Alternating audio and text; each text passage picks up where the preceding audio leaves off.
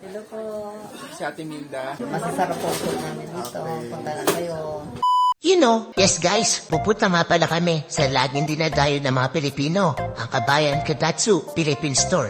Wow! Kasama ko nga pala si Cedric at si Freddy. Umalis na nga kami agad at sumakay na ng thread. A few moments later.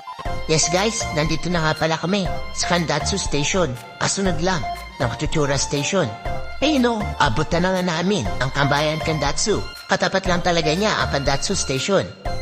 Hindi na nagpapigil ang mga kasamahan ko. Kasi mula daw kahapon, hindi pa sila naghahaponan.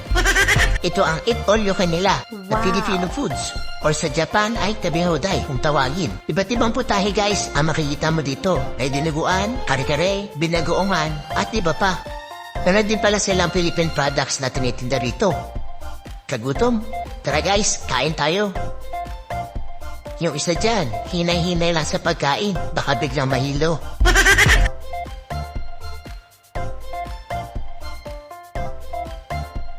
You know, sarap. Nabusog din. Yun lang guys. Salamat sa pananood.